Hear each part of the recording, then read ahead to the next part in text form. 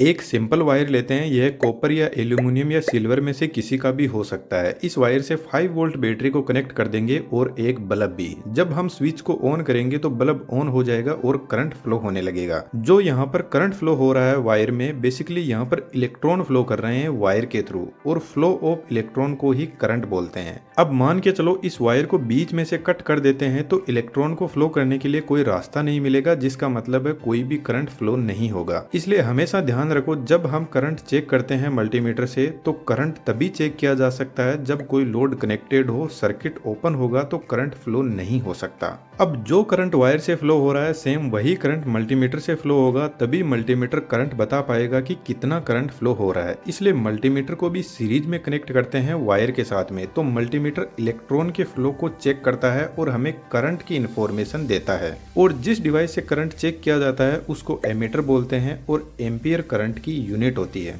लेकिन यह मल्टीमीटर बहुत सारे मीटर का अकेला ही काम परफॉर्म कर देता है। अब यहाँ पर जो बैटरी लगी है इस पर हमेशा वोल्टेज लिखा रहता है। वोल्टेज एक इलेक्ट्रिकल प्रेशर होता है जो करंट को फोर्स लगाता है आगे बढ़ने के लिए। यदि हम मल्टीमीटर को डायरेक्ट प्लग में लगा देते हैं तो वह हमें वोल्टेज बता देगा, जिसका मतलब है वोल्टमीटर हमेशा पैरेलल में कनेक्ट किया जाता है। जो फेज वायर होता है उसके पास में 220 वोल्ट होता है और न्यूट्रल वायर के पास में 0 वोल्ट होता है जब तक लोड कनेक्ट ना किया जाए। न्यूट्रल वायर सिर्फ फेज वायर से जो 220 वोल्ट आ रहे हैं उनको वापस रिटर्न पाथ प्रोवाइड करवाता है। तो जब तक स्विच बंद है और आप न्यूट्रल वायर को हाथ से टच भी कर लेते हो तो आपको करंट नहीं लगेगा। जब मल्टीमीटर को इन दोनों वायर को टच किया जाएगा तो मल्टीमीटर इन दोनों वायर के बीच में जो वोल्टेज डिफरेंस है उसको हमें शो करेगा।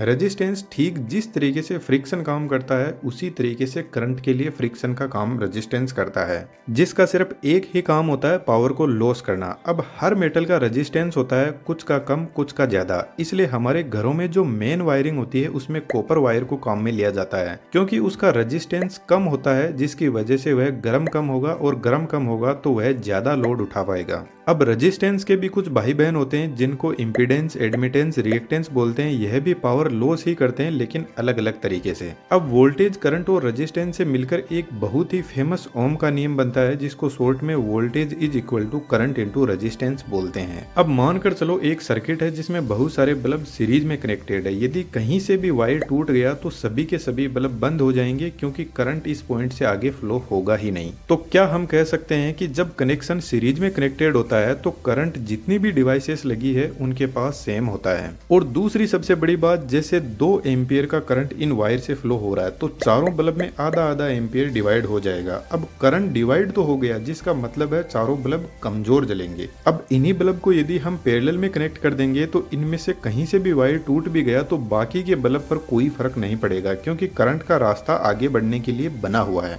इसलिए हमारे घरों में वायरिंग पैरेलल में की जाती है। और इसका सबसे बड़ा फायदा है सभी डिवाइस अच्छी तरीके से काम करते हैं। अब सबसे बड़ा कंफ्यूजन होता है पावर को लेकर। वोल्टेज करंट तो ठीक है, पावर क्या होती है? बेसिकली पावर वोल्टेज और करंट का प्रोडक्ट होता है। जैसे यह बल्ब 5 वोल्ट का है और जब इसको ऑन करते हैं तो 2 एम्पियर का करंट कंज्यूम करता है, तो इसकी पावर कंजम्पशन हो जाएगी 5 × 2 is equal to 10 watt. Watt power की यूनिट होती है, लेकिन जो डिवाइस रोटेट करती है जैसे मोटर, उनकी power rating mostly horse power में यानी एचपी में होती है। बस कहने का फर्क है। और एचपी और वाट दोनों पावर की ही यूनिट है। एक एचपी में कितने वाट होते हैं कमेंट में जरूर से लिखना। अब यह बल्ब 10 वाट पावर कंज्यूम करेगा, लेकिन कितनी देर में? तो जब यह 1 घंटा ऑन रहेगा तब जाकर 10 वाट कंज्यूम करेगा, जिसको कई बार वाट आवर भी लिख दिया जाता है। जब 1000 वाट होता है उसको हम 1 किलोवाट भी बोल सकते हैं या फिर 1 यूनिट भी बोल सकते हैं। जब डिवाइस को बनाया जाता है तो उसकी पावर कंजम्पशन उसके यूज के हिसाब से सेट की जाती है, जिसका मतलब है पावर फिक्स होती है किसी भी डिवाइस की,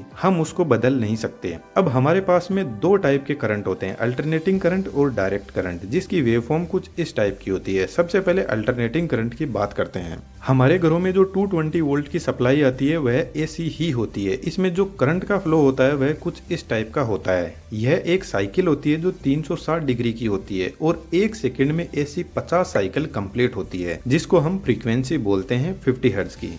हर्ट्ज फ्रीक्वेंसी की यूनिट होती है। तो जब हमें इलेक्ट्रिक शॉक लगता है तो यह करंट हमें 1 सेकंड में 50 बार ऐसे तोड़ मरोड़ना चाहता है, पर हमारी बॉडी इतना फास्ट मूव नहीं कर पाती है तो हमें जोरदार झटका लगता है और यह ज्यादा देर तक रह गया तो हम मर भी सकते हैं। मानकर चलो इस वायर में 220 वोल्ट की सप्लाई दी हुई है और करंट फ्लो हो रहा है। अब बात ऐसी है कि करंट हमें आंखों से दिखाई नहीं देता है, बस उसको महसूस किया जा सकता है। लेकिन इस वायर के आसपास में कुछ और भी ऐसा हो रहा है जो हमें दिखाई नहीं दे रहा है। यह 220 वोल्ट की सप्लाई इस वायर के पास में अपना एक फील्ड जनरेट करती है जिसको मैग्नेटिक फील्ड बोलते हैं। आपने बहुत बार लोगों से कहते हुए सुना होगा हाई वोल्टेज लाइन के बारे में कि इसके पास में मत जाओ वरना यह अपनी तरफ खींच लेगी। तो इसके पीछे का रीजन समझ लेते हैं। यह एक स्प्रिंग लोडेड रोड है जो कुछ इस तरीके से मूव कर रही है। इस रोड के दोनों साइड में कुछ हवा के पार्टिकल भी है जिन पर यह फोर्स लगाती है अपने मूवमेंट से। अब यह रोड तो सिर्फ इतनी ही दूरी में मूव कर रही है, लेकिन यदि इस पोजीशन पर हम बारीकी से हवा का फोर्स ऑब्जर्व करेंगे तो हमें थोड़ी बहुत हवा का फोर्स फील होगा। ठीक ऐसा ही अल्टरनेटिंग करंट के साथ में होता है। जब यह वेवफॉर्म इस तरीके से ट्रेवल करती है तो इसके पास में जो एयर पार्टिकल होते हैं उनको यह चार्ज कर देती है, और जब हम उसके पास में जाते हैं तो हमें इस वायर को टच करने की जरूरत नहीं है, दूर से ही हमें इलेक्ट्रिक शॉक लगता है। लेकिन डरने की बात नहीं है, जो हाई वोल्टेज लाइन होती है वही अपने आसपास के एरिया को चार्ज करके रखती है। हमारे घरों में जो सप्लाई आती है वह सेफ होती है। अल्टरनेटिंग करंट का एक और फायदा है, यह इस पॉइंट पर जीरो हो जाता है, तो बाई चांस हमें इलेक्ट्रिक शॉक भी लग गया तो हम इस पॉइंट पर छूट जाते हैं। अब एसी सप्लाई भी दो टाइप की होती है, सिंगल फेज और 3 फेज। हमारे घरों में सिंगल फेज सप्लाई आती है जो 220 वोल्ट की होती है, जिसमें एक फेज और एक न्यूट्रल वायर होता है जिसके झटके हमें लगते ही रहते हैं। लेकिन 3 फेज सप्लाई 440 वोल्ट की होती है जो बड़ी मशीनें जैसे बड़ी मोटर उनके लिए होता है। कीमती समय इस चैनल को देने के लिए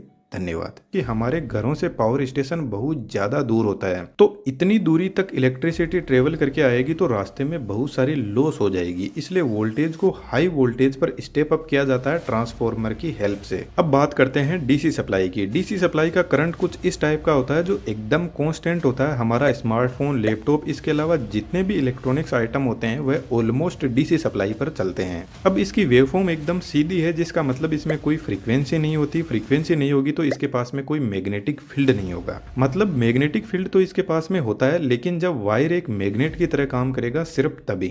डीसी करंट को बैटरी में स्टोर किया जा सकता है लेकिन एसी करंट को नहीं। लेकिन एसी को डीसी में या फिर रिवर्स भी किया जा सकता है। एक छोटा सा आपके लिए क्वेश्चन है, जो डिवाइस एसी को डीसी में बदलती है उसको क्या बोलते हैं, कमेंट में जरूर से लिखना। डीसी करंट एसी से बहुत ज्यादा पावरफुल होता है। यदि डीसी का शॉक लग गया तो छूटने के कम चांस रहते हैं और मरने के ज्यादा। लेकिन चिंता की बात नहीं है, 12 वोल्ट डीसी जो बैटरी में होता है वह इतना खतरनाक नहीं होता है। 50 वोल्ट से ज्यादा यदि कोई डीसी करंट है तो वह बहुत ज्यादा पावरफुल है, हमें बहुत नुकसान पहुंचा सकता है। 12 वोल्ट डीसी भी बहुत पावरफुल होता है। यदि आपने गाड़ियों में 12 वोल्ट की बैटरी से जो केबल लगी हुई है उसकी साइज देखोगे तो आपको पता चलेगा कि यह कितना पावरफुल करंट है। डे बाय डे पॉपुलेशन बढ़ रही है तो पावर कंजम्पशन भी बढ़ रही है, इसलिए बिजली कंपनियां डिमांड के हिसाब से नए नए जनरेटर अपने पावर प्लांट में इंस्टॉल करती रहती है। पावर जनरेशन को बढ़ाने के लिए हम इलेक्ट्रिसिटी के एंड कंज्यूमर है, लेकिन इलेक्ट्रिसिटी जनरेशन से लेकर हमारे घर तक पहुंचने का जो सफर है वह बहुत ही कॉम्प्लिकेटेड और लॉन्ग है,